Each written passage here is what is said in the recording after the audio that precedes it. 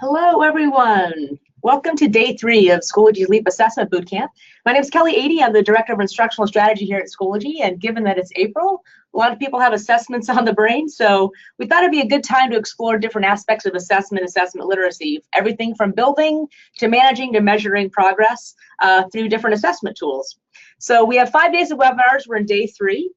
So we'll be talking today specifically about managing assessments and some tips and tricks around that, along with hearing from one of our partners, Respondus, in how you can be more cognizant of how to actually have test security when you're using assessments.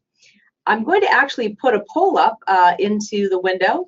So if you could, well, we'd love to get your feedback and hear from the audience on whether or not you currently have a way that you are managing test security. So I'm going to leave that up just for a second, and then we'll share the results and then get started for today. All right, we've got 80% of the votes in. So I'm going to go ahead and actually end the poll so we can see what the responses are. All right, so looks like we've got a nice distribution of answers here. We have some folks that are leveraging a kiosk mode. That's really going to probably be targeting the Chromebook crowd. Some folks using Apple Classroom. Some folks have another solution in place. Looks like we have almost a quarter of the people that are using Respondus currently, and then we've got a big chunk of folks that aren't really using anything yet.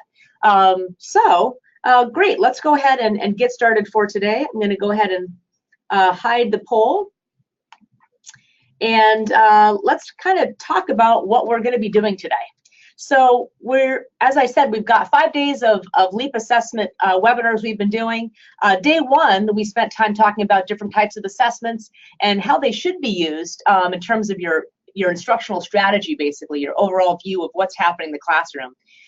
Yesterday, we talked about building a balanced assessment system, and we talked both about what we can do in terms of doing collaborative assessments that might be formative, and then also blending that in with summative assessments, including how we might integrate third-party test bank items. And then today, of course, we're talking about best practices for managing assessments. Some of that will be talking about just kind of settings inside of Schoology that exist just as they are.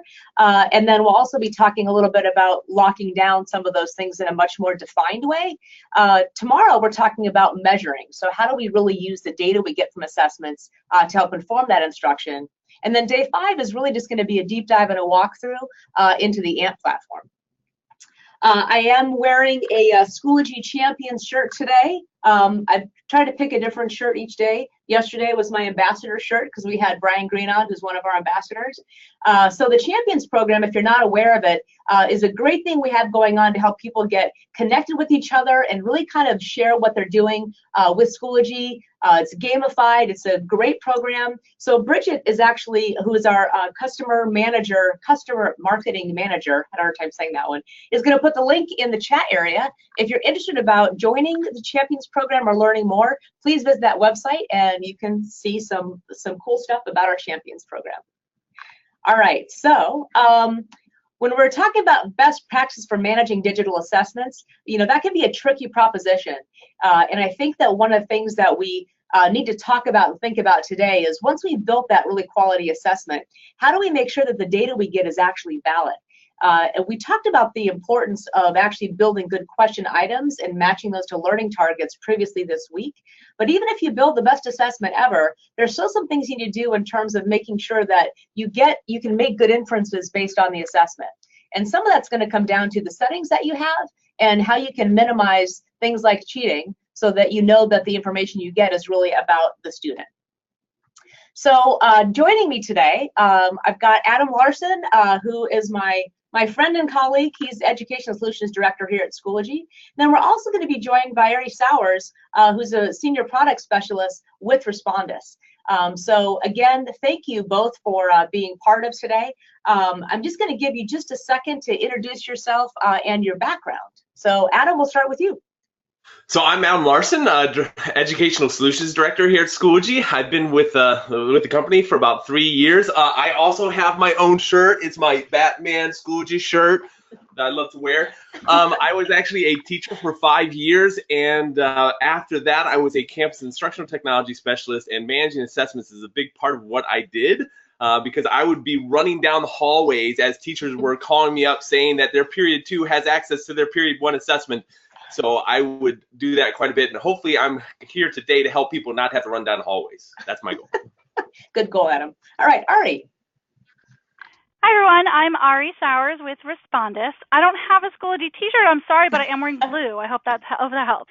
That counts. Anyway, I am one of the product specialists at Respondus, which means I do a lot of work with schools, with districts, with institutions, getting up and running with our applications, sharing best practices, especially in helping to enhance your assessments by protecting them. I've been with Respondus for almost a decade. Before that, I worked for another learning management system who doesn't exist anymore. And I've been in education pretty much my whole career, so in a variety of different places. So thanks for having us today. Yeah, thanks for joining us today, Arie. Okay, so our agenda today, we're going to talk a little bit about tips for course assessments inside of Schoology, and we're going to touch a little bit also on AMP and course assessments because they're kind of similar. We want to make sure that we highlight those things that are different. And the way that we've structured this tips for assessments part is to look at what happens before an assessment, what happens during an assessment, and what do you do after an assessment. And then I'm going to turn over to Arie to really talk about, what the Respondus lockdown browser can do. We'll have some takeaways at the end, including what you can expect to see on the product roadmap, both for course assessments and AMP. And if we have time, we'll have Q&A. But we will be answering questions throughout the session today. So if you do have a question, you can post that in that chat area. And we have folks that are monitoring that space. And so we'll do our best to keep up with those and respond to you while the webinar is going on today. All right, so before we get started with the tips for managing, we did want to take a second and I want to kind of bring up a double bubble map. I used a similar double bubble map earlier this week. You can tell I came from a district that used thinking maps. So this is kind of a compare contrast between what you can expect to see from course assessments and then what you can kind of expect to see with the AMP platform. M and AMP is for management, so it seemed like a good time to talk about that. So the way that's probably the best way to think about it is that course assessments are really designed to be housed within a course. And so that's typically, just your individual teacher who's giving those to either one section or multiple sections, but they're all kind of treated as singular items.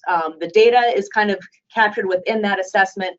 There's really no way to look at things broadly across the board unless you're using something like Mastery, which we highly recommend. So some of the differences, you can build an assessment right now inside of a course, inside of group or resources, but you don't really have the ability to build yet within banks. That will be coming in the 18-19 school year. Now, test quiz, you can build banks inside currently the groups area. If you're talking about AMP, that's really designed for common assessments. And if I could distinguish these with two things, it would be course versus common. So AMP is designed for common assessments, both with creation and data, and also pushing things out. Course assessments really designed to just be used within that course or section. So you've got settings in both. In course assessments, you manage those at the course level. If you're talking about AMP, those are actually managed centrally. So if you have someone who's like an assessment coordinator, they lock down certain things to make sure that the test has some integrity. Because if you're looking at data, you want to make sure that you're looking at good data that hasn't been altered or changed based on settings for the assessment. If you want to copy your course assessment to another course, you can do that via copy. If you're talking about AMP, though, the beautiful thing about that is being able to basically distribute a common assessment across multiple sections, multiple schools, multiple buildings, so that basically they land in a teacher's course and they get taken from inside of the teacher's course. Data, if you're talking about course assessments, as I said earlier, is really kind of restricted into that course. If you're talking about AMP, again, because we're talking about common assessments, the functionality there is designed to look at data across the scale. So whether that's multiple sections, whether it's looking at different schools, or looking across your entire district.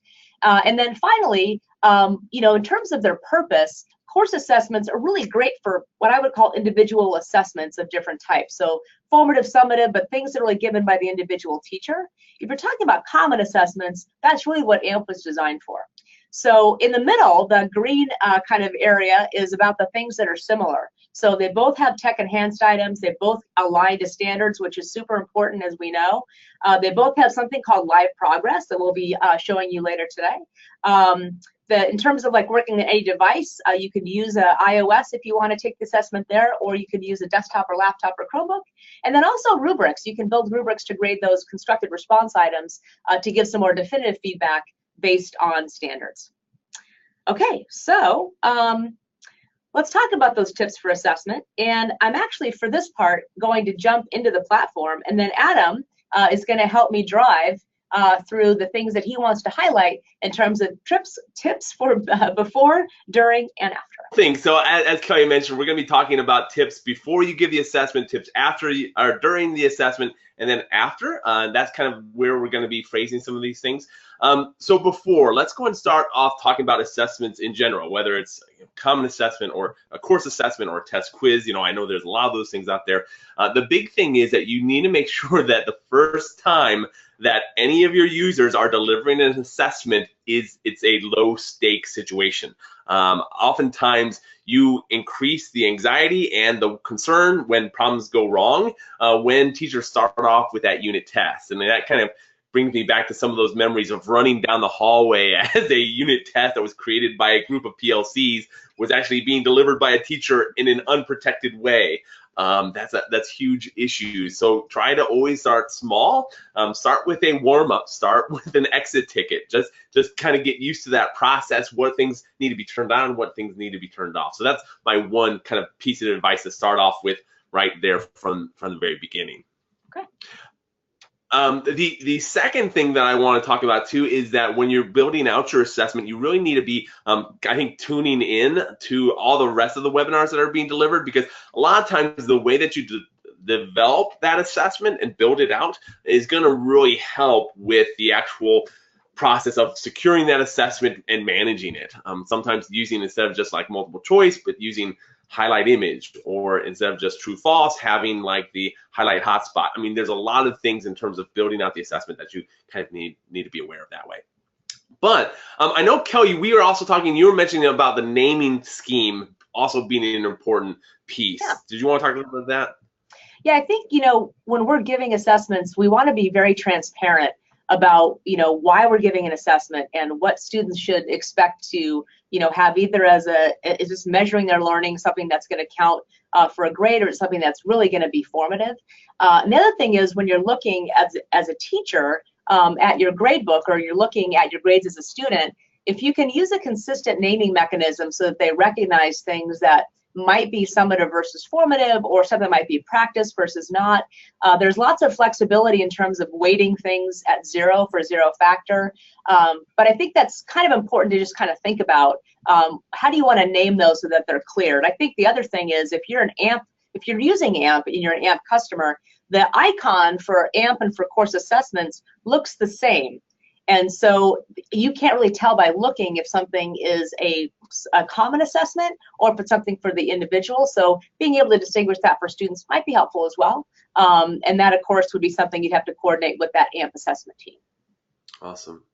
So for the next part of the before, I want to actually go ahead and click on the little gear icon, Kelly, that's next to that week 1 math practice. We're actually in an elementary course in this particular situation, and we're showcasing how maybe a sample practice of math questions can be delivered. And we're going to click the edit button, because there's a couple of things there that I want to be able to point out. So as Kelly was mentioning, obviously the naming scheme is going to be important to try to have that set up so that users know exactly what that assessment is, that you as an instructor know what that assessment is when you're looking at the data at the backside. The first thing I want to just walk through is the due date. The due date basically is something that's going to associate this test with the assessment. And the big beauty of this is that it doesn't necessarily allow them access to the assessment. So just because you have a due date associated with it does not mean the student has access to it. So I encourage users to actually assign a due date, so that, hey, if it's Monday, the test is coming up Friday, go ahead and put that on the calendar via the due date. That's going to kind of give them that sense of doom and gloom that's going to be coming Friday that they need to be ready for. And it's a kind of a good opportunity to kind of highlight that aspect. So you don't need to send out an update. You don't need to send an email. Just create a due date with it. And then underneath that, though, that's where you start seeing some of the more functionalities in terms of how students can actually access it. It starts with submissions. You'll notice that enable is kind of the set by default, but obviously you can go ahead and set disable. The important thing here is that if you're building out the assessment for the first time, you probably want to go ahead and select disable, because if you're building, like, let's say a 10-question test, you're working on the first 3, you're going to put that aside to go work on something else. You don't want that assessment to be enabled for others to be able to access. That I know is always a tricky thing, especially when teachers are working from home and they're so excited about building out their assessment, and then all of a sudden students have already taken it before they get to class the next day. Like, make sure you disable that. However, along those lines, you can also enable it. You can have it enabled, or you can even have it enabled from and until. And if Kelly were to select that, the nice thing about this particular functionality is that you can actually set a start date and an end date, and then even a time associated with it. Now, this particular course is not section linked, so there's only kind of one section associated with it. But if it was in a high school course, you would actually see all the various sections available and to be able to actually assign certain periods of time for them to be able to access. I think that's really important, especially when you're talking about students who are maybe absent or working from home or in a different period. Like, you need to make sure that you have some staggering of that assessment, especially when you're working from the course. And then underneath that part, so let's say we have it enabled for a certain period of time, the second thing on this screen that I want to make sure I point out is the password. Now, for some of our users out there, you're like, password? Yes, password. Yay. Essentially, it's the ability to put in a password for your students to be able to access that assessment. And yes, that password is going to be available for every single section. So if you want to have a password that's set for period 1, period 2, period 3, you can do that. I noticed that we are already getting a couple of comments from our users watching this webinar that they're also thankful for that. You would not believe how thankful we are for that. So essentially, you now have that kind of ability. And then, of course, there's some common things about, like, making sure that you have at least 5 characters for that password and things like that. One thing about passwords that I would give a little bit of tip on: do not reuse the same password for every section. If you have, like, I worked at a school building that we were the Panthers, so a teacher would say, "Oh, Panthers 1, Panthers 2, Panthers 3." Don't do that. They will know that these are smart kids. They will figure out that combination. Don't use one password for the next. And then also know, if you ever forget the password, that's okay. You can come back to the screen and be able to view the password as well. Or change it, right, Adam? Or change it, yeah. Right. The other benefit, too, while we're on this particular screen, is this goes back to kind of Kelly's comment about the correct naming. This is also where you set up the category and scale for your actual assessment. So if you need to have this be a part, let's say, a formative piece assessment, so let's go ahead and send it to formative, or if it's summative, where you're just wanting to kind of get that final grade on a week's work, you can do that as well. So that's something that you can set up. And then underneath that, there's obviously a lot more things in terms of factoring. I've seen this work really well. Factor, for those of you who don't know, is a way to kind of like weight the percentage of that particular assessment. So let's say you are giving warm-up assessments every day that week. You can actually have each assessment be worth 0.2, and at the end, all 5 of those assessments will actually equal into one final grade. So that's an ability that you also have. And we're not going to get into this, but you can also individually assign these assessments. So if there's a specific group of students that you need to have some alterations to, that they have a special assessment, you can do that, and that handles very beautifully. Kelly, comments about anything that you see here? Just one more, that is published. Yeah. So, I would say that the biggest question we got, and this is from when I wasn't running around different buildings, I just happened to have my phone ring all the time when folks are giving assessments, is the kids can click on it, but it says it's not enabled. So remember, enabling means they can take it, publish means they can see it. So if you want to hide it while you're building it, great. They're not going to see it anywhere in their list of materials. You'll see it kind of grayed out. When you're ready for them to actually see something to click on, you have to make sure this green dot is on published. And once that's ready to go, then kids will actually see it. The other trick is making sure that you have your enable time frame. I'd say that's the #1 kind of thing that trips people up with assessments. I don't know, Adam, would you agree? No, definitely. It's interesting. I agree with everything Kellie says, but one of the things specifically here that it does require, it's funny, you're going to see the during portion of assessments and the after portion of assessments be very quick. Like, it's not a whole lot. It's all about the setup and making sure that these things are done correctly. Another comment to make about this is that this is a setting that does have to be done by an individual admin of a course for that assessment. So let's say you're creating an assessment in a group and sharing that out with others. Like, these are settings that you need to look through. Even with a common assessment that's being pushed into the course, a teacher is going to be an admin of the course, and they need to go into the settings area and kind of make all these adjustments that make sense to them. Yep, perfect. All right, so let's go and cancel out of that. The next thing I want to do is I actually want to click on the assessment, because there's some things. I love talking with my hands like that. I'm like pointing at things. So essentially, there's a couple tabs here that I want to talk through that I think is going to be important.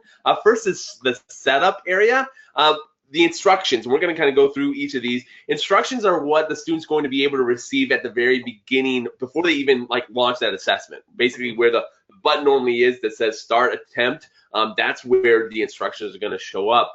Some of the times in past versions of Schoology, that instructions could actually be populated within the actual assessment while students are taking it.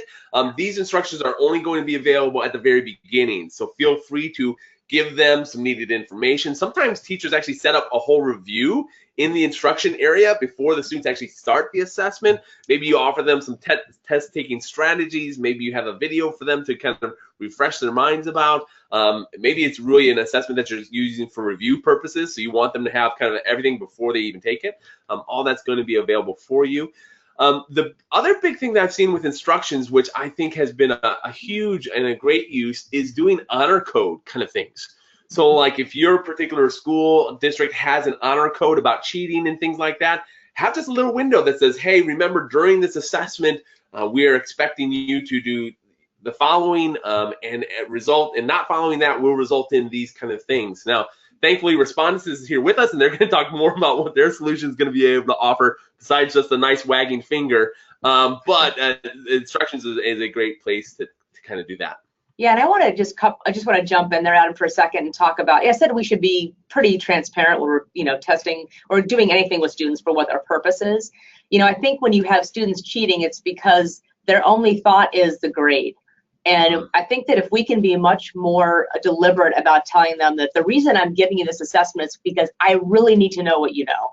Like, that's going to really determine what we do tomorrow and how I can help you better. And I need this to be your work, because if it isn't, I'm not going to know.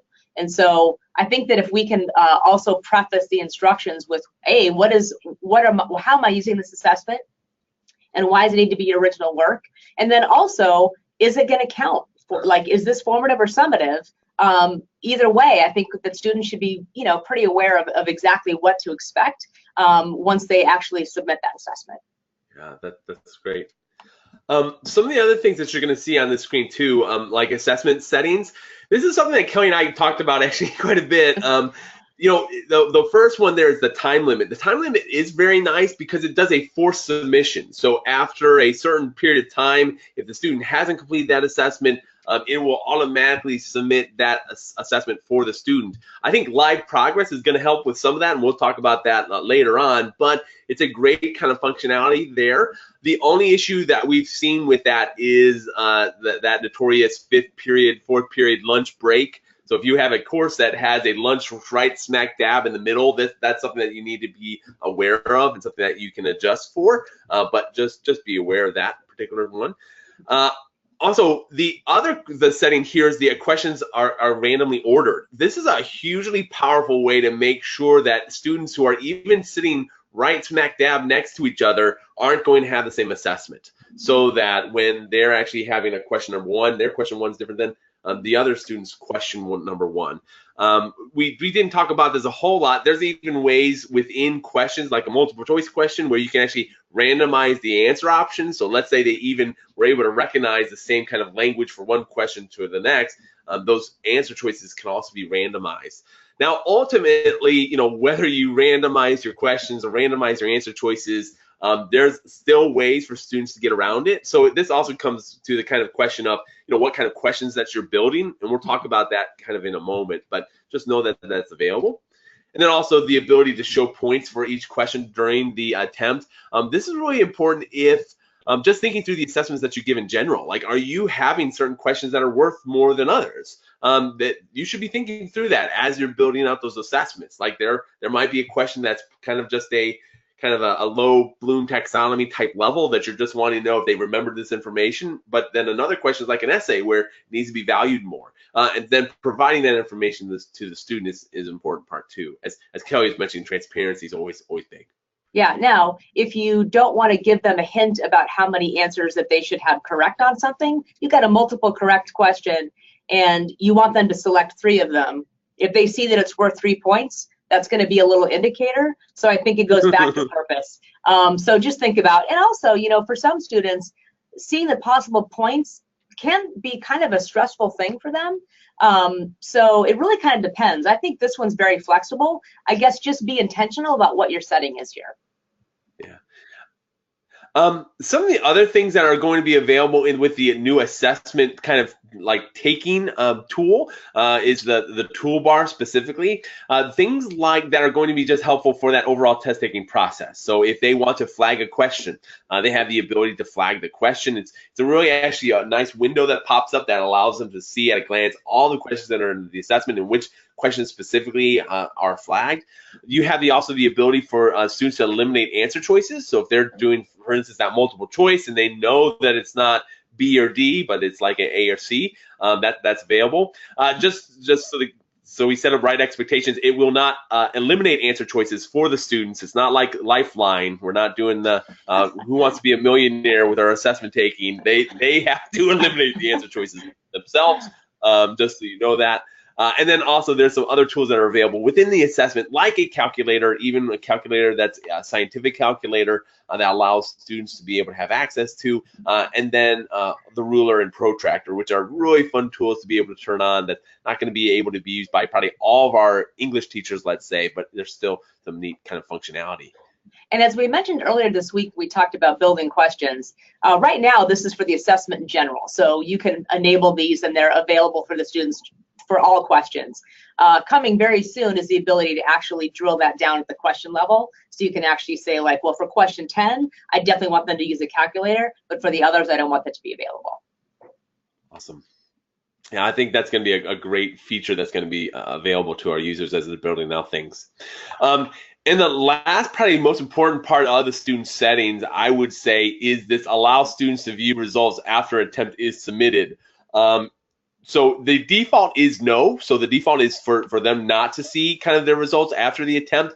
That's really important because you want to essentially be able to determine as the admin of the course when students are going to be able to see results. So for instance, maybe you're not wanting to release results till the end of the day. Maybe some of your questions are actually having to be manually graded by yourself, like essay questions.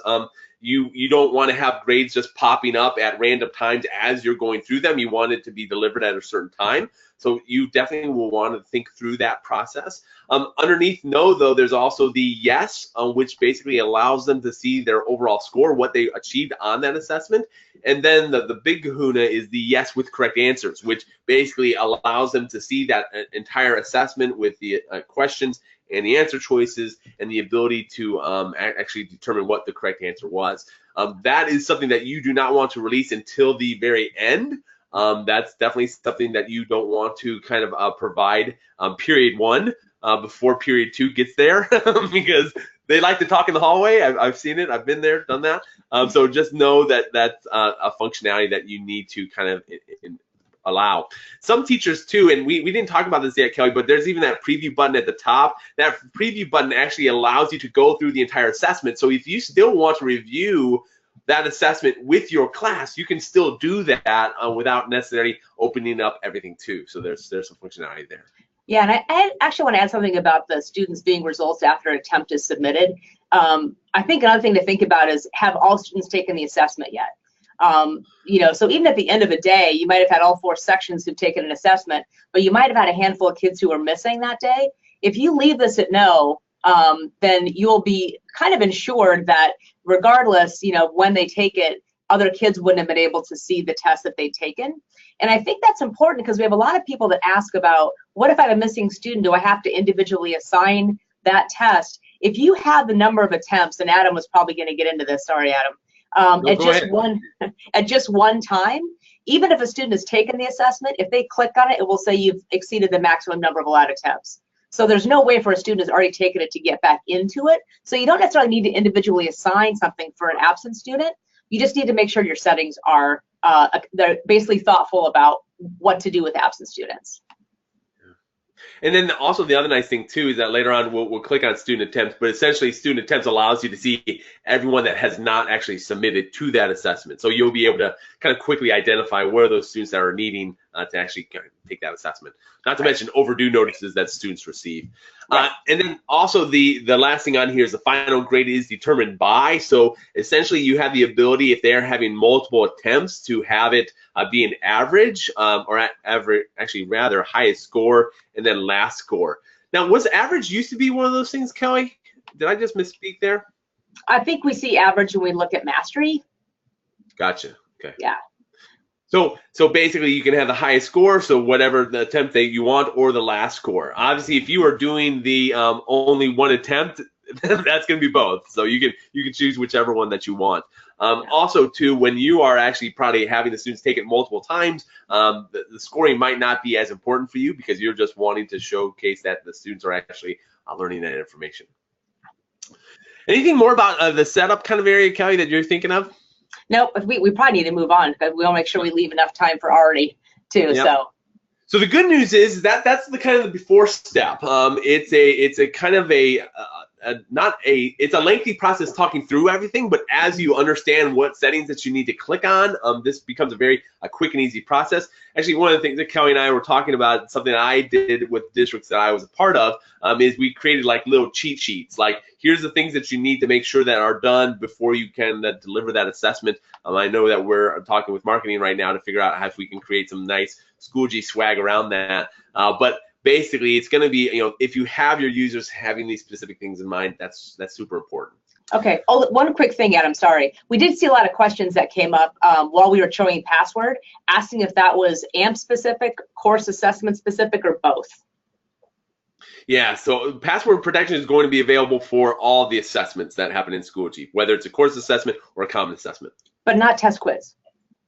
Yeah, so test quiz is for our faithful who are on here. Thank you very much. Test quiz is still that legacy item in Schoology that's hanging on because it still offers some functionality that's really important. I believe Kellie's going to be talking more about some of the advancements that are coming with our assessment tool that's going to allow us to take all those test quizzes and really have them all converted to our traditional assessment.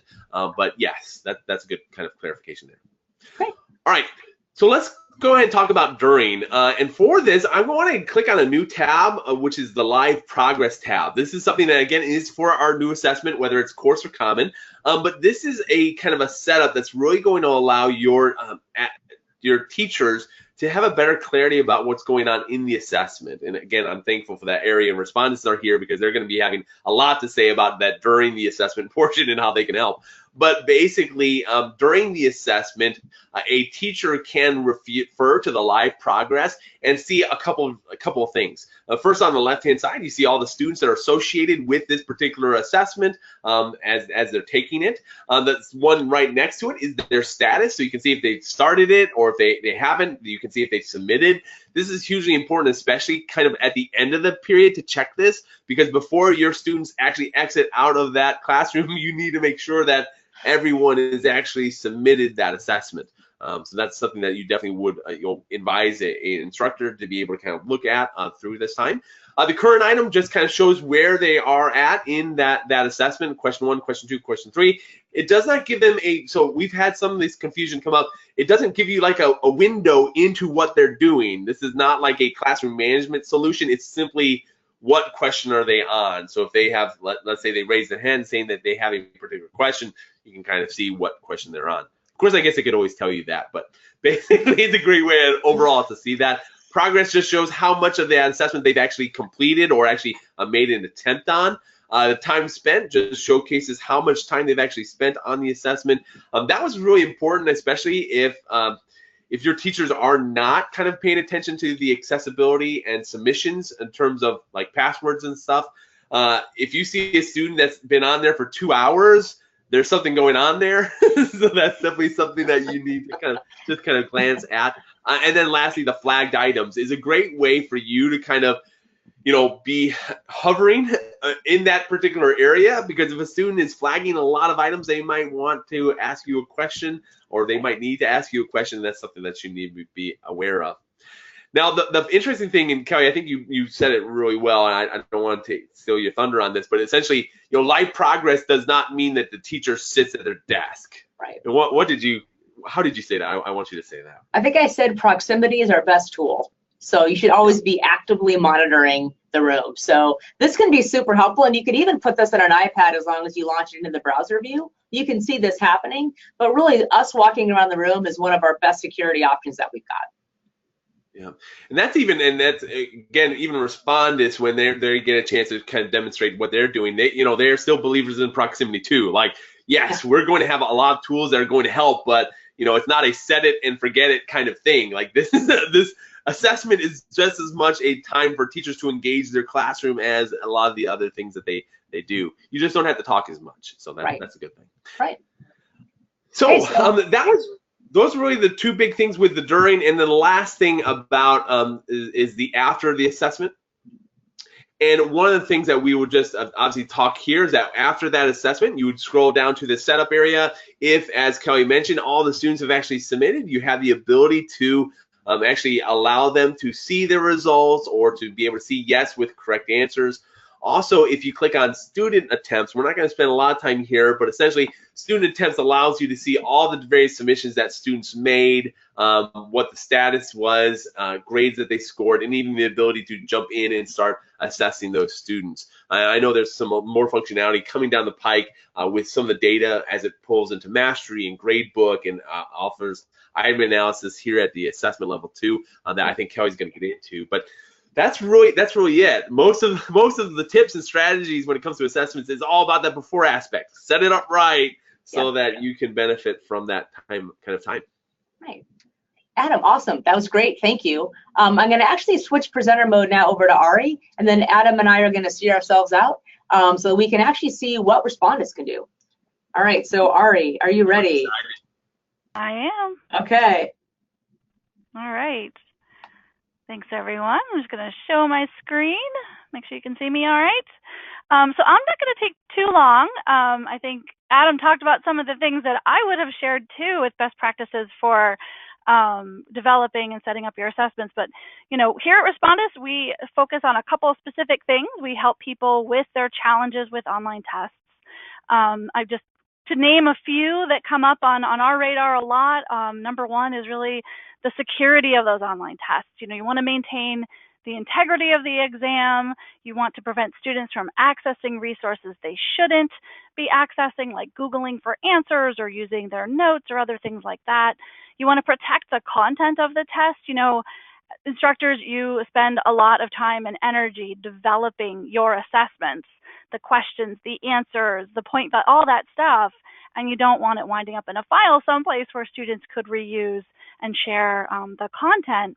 And the last item on the screen, not really a challenge, more so what you get from doing tests in an online format.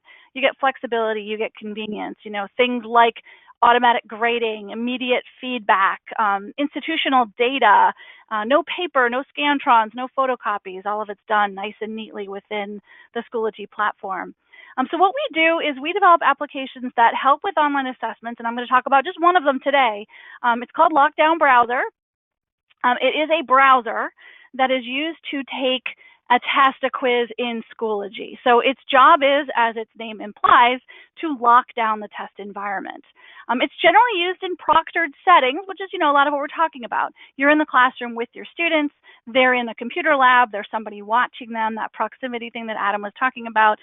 So, because it is a browser, it's not really meant to be used when students are far-flung and doing work on their own, although it sometimes is anyway. But it was designed for those environments where there is somebody else watching what the student is doing off their computer or their device. And specifically, it does a lot of different things when a student is taking an assessment. I'm going to cover these in a little bit more detail, but generally speaking, when a student is taking a test in Lockdown Browser, they can't print what's on the screen. They can't capture the content by copying and pasting the content of test questions. They can't visit any other websites, so no opening another tab or window and looking up something online. They can't even go back to other areas of the Schoology course where you might have content posted or a discussion board or things like that. And they can't access any other applications. So they're not going to be able to, be using some kind of chat feature, instant messaging program, launching a Word document or another type of browser other than Lockdown Browser. So really, it keeps them focused on taking the assessment, which is what we want them to do. So first, I'm going to just briefly show you what this looks like from the instructor or teacher's perspective, how you set up your test or quiz in Schoology, and this is a couple clicks, it'll be really quick, to apply the Lockdown Browser setting. So really what you're doing is what Adam already talked about, is you're setting up your tests or quizzes in your Schoology course with all of those other settings, when it's available, the point values, the time limits, how many attempts, all of those things are still handled by Schoology. So you're still giving that test or quiz in Schoology. But once you have Lockdown Browser, and I noticed there was a good portion of you that use it already, so this will look familiar, but those of you that don't, once you have set up the Lockdown Browser integration or app with Schoology, down here in the lower left-hand corner, there's a little link for Lockdown Browser in your course menu. So I've got a bunch of tests and quizzes here. I click on the Lockdown Browser link, and that opens something called the Lockdown Browser dashboard. You get this nice little welcome screen first that has some resources, little video tutorials that are specific to how it works with the Schoology application, some information on getting started, including how you set up Lockdown Browser and some things I'll cover with some of our best practices. When you click continue, this is a list of those tests and quizzes that are in your course already. And if I look at this week 4 quiz, I can just select the menu next to it, select modify settings, and there's that Lockdown Browser requirement. So really, it's that easy. If you don't need any of the advanced settings or other things that I'll just briefly mention, it's a couple clicks and you're done. But of course, there's a couple things under advanced settings that are worth mentioning, specifically, as Kelly mentioned earlier, supporting different platforms. Lockdown Browser, as we'll talk about in a moment, can be installed to Windows and Mac computers, to Chromebooks, and there's also an iPad setting here.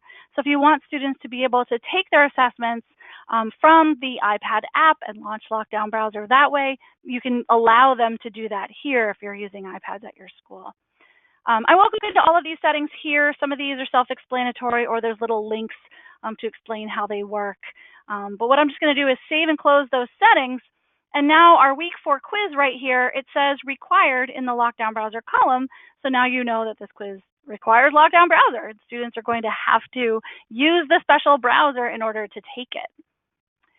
So the student's perspective of all of this, and again, I'll just go through this really quickly, is that they need the browser itself. It's a one-time installation. It's a client application. It gets installed to either the student's computer, or if you have a managed lab, you can do that all at once and manage the application that way. As I mentioned, Windows, Mac, iPad, and managed Chromebooks, it'll work on all of them. And what the student does, and we're going to do right now, is they simply log into Schoology kind of the same way they normally would. I'm switching my screen to show you me logged into a Schoology course here as a student. There's our week 4 quiz. When I go to take it, I'm going to see a message that says this assessment requires Lockdown Browser. Now, if I'm using a personal device and I need to download Lockdown Browser, I can do that here, but we're going to assume that's already been done. So when I click Start Attempt or Begin the Exam, it's actually launching Lockdown Browser for me. Now, hopefully what you're seeing is my whole screen, and I realize some of that might look a little small to some of you, so I'll just point out a few things. Lockdown Browser, when it first opens, it opens full screen. So the student can't see anything else on the desktop, icons, toolbars, start menus, the dock, all of those things are hidden. This message here that just popped up is telling me that I was running another application. I had an instant messaging program on just to show you that Lockdown Browser will actively shut down or force the student to shut down certain types of applications that might let them share those test questions or communicate with other students. So instant messaging programs, screen sharing applications, screen capture applications, those things, they can't run when a student is using Lockdown Browser. But it'll leave things alone like antivirus and security software. We want those things running in the background. But then the student just takes the test or quiz.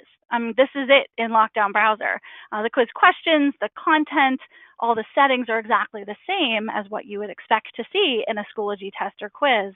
But because we're in this special browser, the student's not going to see what they might see in something like Firefox or Chrome.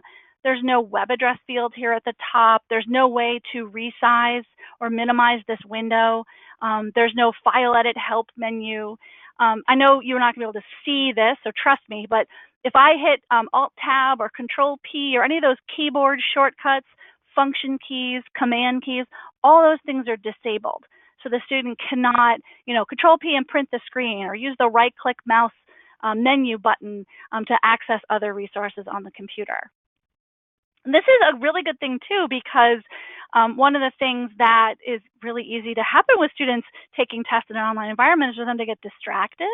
Especially if it's their personal computers, things popping up, or let me just quickly check, some other site or communicate. It's not going to let them do any of that. They really are focused and staying in the assessment and doing their work. And, I'm just going to quickly guess. I think I know the answer to that one. When you submit the test or quiz, it'll just close Lockdown Browser, confirm the submission right there, and you're done. You can pop back into your Schoology course and do whatever it is you would normally do next. So Lockdown Browser's job is to add security for online testing, keep students from Googling, instant messaging, accessing other applications or files, helps to maintain the integrity of the content of your assessment so students can't share those test questions. It helps to increase the completion rate of online tests. Sometimes you run into problems where students are too click happy, they don't know what they're doing, they're sitting in front of you, click that X button on the browser window, they might lose their work or part of their work, they have to restart the attempt on the test if that's even allowed. And Lockdown Browser prevents them from doing things like that accidentally, so they're really able to focus and take the test and finish it in the time that you've allotted. And then it really does help build confidence in online testing. We hear all the time from instructors, both in K-12 and higher ed, who say, I don't know if I really want to do online testing. I like my tried and true pen and paper method, or, I'm not sure if that's for me because I'm just concerned about the integrity of the test. And Lockdown Browser can really help increase the confidence in trying to get teachers and faculty to adopt all of those wonderful tools that are in Schoology that you can use to give your online tests. So a couple of best practices that we usually share, especially when I'm doing training for instructors and faculty directly. One is that we've built in resources for teachers right in the welcome screen of Lockdown Browser. And we saw that really briefly when I opened the Lockdown Browser link, but there are video tutorials, sample wording that you can put into your course, your syllabus, to help explain to students what Lockdown Browser is for. We also strongly recommend, and this is covered in the welcome screen, practice quizzes. Always the ability for, first of all, if you're going to use this tool, and maybe you're doing something a little special with your test or quizzes, you want to embed a lot of images, you want students to be able to do things like use a calculator, go ahead and take that quiz yourself, not just that in that preview mode, but use Lockdown Browser to take it so you can make sure that everything works as you expect it, that it's going to do what you want it to do. And then, if you're using Lockdown Browser for the first time, especially with, a big group of students, have them take a practice quiz. It can be something that's, 0 points, ungraded, doesn't count for anything, or you can use it as something fun or a part of a class activity. But make sure that they use Lockdown Browser because that will then help them feel comfortable using the tool before they're in a more stressful environment where they're being graded on their work and they're using a piece of technology they've never used before. So give students the opportunity to try it. And then you get their questions answered, and you can make sure, and they can make sure everything will run as you want it to. And one last thing, especially for our K through 12 institutions out there, we actually offer Lockdown Browser as a bundle with another application called StudyMate Campus. And part of the reason for that is we know that we can increase student engagement in your courses with learning activities and games, ways for students to engage with content that then has a positive impact on actual assessments, test scores, right? So if you encourage students to use learning activities, let them create their own materials, you can do all of that in our other application called StudyMate Campus, which actually comes bundled with Lockdown Browser. Oh, and one thing I think I neglected to mention before is that, Kellie and Adam were showing some of the new tools in the new assessment tools, the new features, and in AMP, Lockdown Browser works with both your traditional course assessments and your common assessments, so you can use it with either one. So that's it from me. So we're happy to take questions, and if we don't get to them today, we've got tons of information on our website, and you feel free to reach out to us by email too. And I just wanted to say one thing too about Respondus. I actually was a user of Respondus back when I was working with the district, so I have so many great stories of how Respondus has helped, especially if you, let's say you have a classroom management software that you're helping to overview monitors like a land school or like a dyno, something like that. Respondus is still something that would be a necessary piece because you can't monitor everything. You can't shut down enough to really secure that assessment. So that's a kind of a big piece. And then also just a note on just Respondus in general and other tools like it. Not all of your assessments are going to be the high stakes, right? There's going to be warm-ups, there's going to be exit tickets, there's going to be a lot of things that you do that you just want students engaged, and you might not have that be a layer of security. And that's okay, but if you are delivering some of those big higher stake kind of assessments, I think looking into Respondus Lockdown Browser is going to be a good solution for you. So thanks for that. I just want to say thanks. I appreciate your product. Great. All right, so thanks, Arie, so much. I'm going to take control back.